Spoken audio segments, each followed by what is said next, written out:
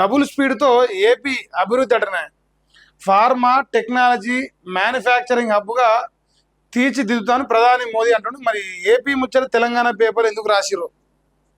రాపిచ్చిరా, రాసిరా, రాయమన్నరా? ఏం జరిగింది?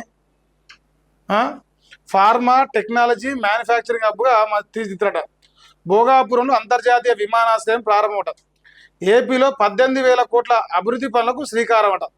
ఉత్తరాంధ్రకు వలస వచ్చే రోజులు వస్తాయని చెప్పేసి సీఎం చంద్రబాబు నాయుడు అంటున్నాడు. మోదీ ప్రపంచంలోనే అత్యంత గొప్ప నాయకుడని ఏ దేశానికి వెళ్ళినా ఆయన్ను ఎంతగానో గౌరవిస్తున్నారు. మన ప్రధాని ఇండియాకే గర్వకారణమని ప్రశంసలు కురిపించిండు. పవన్ కళ్యాణ్ ఏం మాట్లాడలేదా?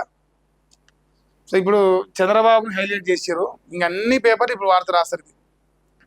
చంద్రబాబు నాయుడు గారు నరేంద్ర మోదీ గారిని గౌరవిస్తారు అంటే గౌరవిస్తారు. అక్కడ ఎన్డీఏ గవర్నమెంట్ ఉన్నది.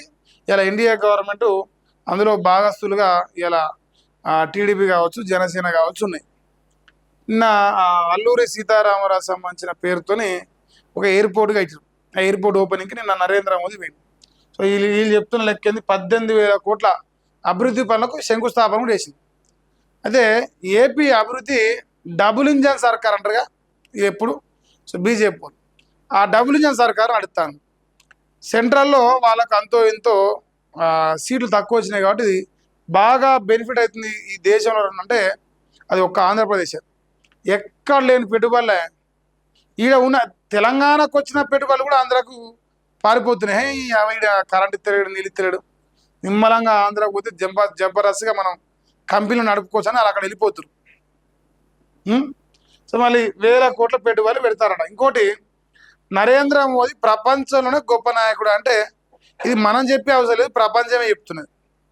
ఇప్పుడు ఏంటంటే రాహుల్ గాంధీకి ఆయన ప్రధానమంత్రి కావాలి. ఎవరు ప్రధానమంత్రి అయినా ఈ దేశ ప్రజలు కోరుకుని ఈ దేశం బాగుండాలని. మరి నరేంద్ర మోదీ ఆల్రెడీ బాగుంటున్నాక ఇంకా వేరే టైంతో పని అయింది మనకు. సో ఆ ఆలోచన ప్రజలకు రావడం లేదు. ఇది 3 తాపాలు అయిపోయింది ఇప్పటికి. ఇక ఆంధ్రప్రదేశ్ నట మరి ఫార్మా టెక్నాలజీ మ్యానుఫ్యాక్చరింగ్ హబ్గా తీర్చిదిద్దామని ప్రధాని మోదీ అన్నారట. ప్రపంచంలోని ప్రముఖ కంపెనీలు ఇప్పటికే ఏపీలో పెట్టుబడుల అవకాశాలు పరిశీలిస్తున్నట్టు. దీనివల్ల రాష్ట్ర యువతకు భారీగా ఉపాధి అవకాశాలు లభిస్తాయని తెలిపింది.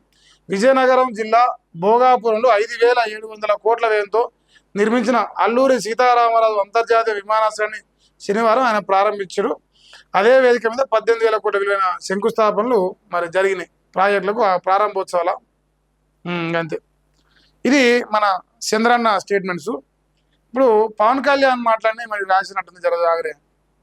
మోదీని తిరుగుతాడ నాకు కన్నీళ్ళు వచ్చాయట. మోదీ మీద మాట పడితే మా మీద పడ్డట్టని పవన్ కళ్యాణ్ మాట్లాడు. తిట్టిన వారిని కూడా క్షమించే గొప్ప మనసున్న మీ పాదాలకు నమస్కారం అంటుంది. ఒక్కరోజు కూడా సెలవు తీసుకోకుండా దేశం కోసం పని చేస్తున్నారని చెప్తున్నాడు. మిమ్మల్ని కొట్టే నాయకుడు లేడు, రాబోడు అంటూ పొగడతలతో మన పవన్ కళ్యాణ్ ముంచెత్తింది.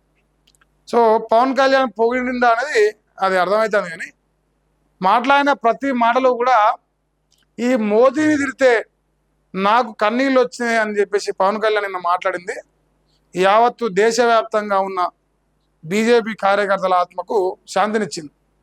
ఎట్లా అంటే వాళ్ళు చాలా ఆక్రోశంతో ఆవేశంతో ఊగిపోతారు. సో వాళ్ళ మనసును కొంచెం శాంతింపజేసింది ఈయన స్టేట్మెంట్. అంటే నరేంద్ర మోదీ లాంటి నాయకుడి తల్లిని విమర్శిస్తే కార్యకర్తలు ఆవేదన గురిగారా? వాళ్ళకు ఆగ్రహావేశాలు రావా? వస్తాయి కదా. ఇప్పుడు రాహుల్ గాంధీ అమనాభూతులు తిరితే రాహుల్ గాంధీ వాళ్ళ కాంగ్రెస్ పార్టీ కార్యకర్తల కోపం రాదా? ఎవరికైనా అంతే కదా. ఏ నాయకుడైనా. ఇంకోటి, ఆయన ప్రతిపక్ష నాయకుడే. ఒక ప్రధానమంత్రి స్థాయిలో ఉన్న వ్యక్తి తల్లి ఆయన వరకు ఎన్ని మాట్లాడినా నో ప్రాబ్లం. ఆయన కుటుంబం జోలికి, తల్లి జోలికి అసలు అది భూమి మీద మనిషి అంటూ మాట్లాడలేదు మాట. నేను కూడా మా మలేషియా కూడా కట్టదిట్లేనాడు. అంత దుర్మార్గంగా తెచ్చారు. సో మరి పవన్ కళ్యాణ్ నిన్న మాట్లాడిన మాటలు చాలా మంచిగా అనిపించినాయి. అంటే మన దేశ ప్రధానమంత్రి ప్రొటెక్ట్ చేసుకోవడం అనేది మన మీదనే ఉన్నది. ఇంకోటి, విద్యార్థులు ఆవేశంలో మాట్లాడరు.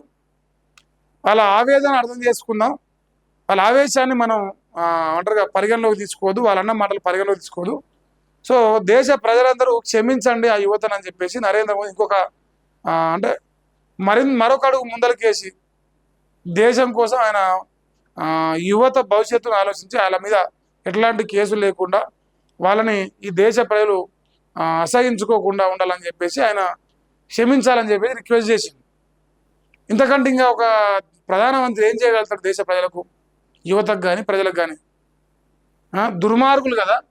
సో ఈ కాంగ్రెస్ ప్రజలు దుర్మార్గంగా మాట్లాడతారు సోషల్ మీడియాలో.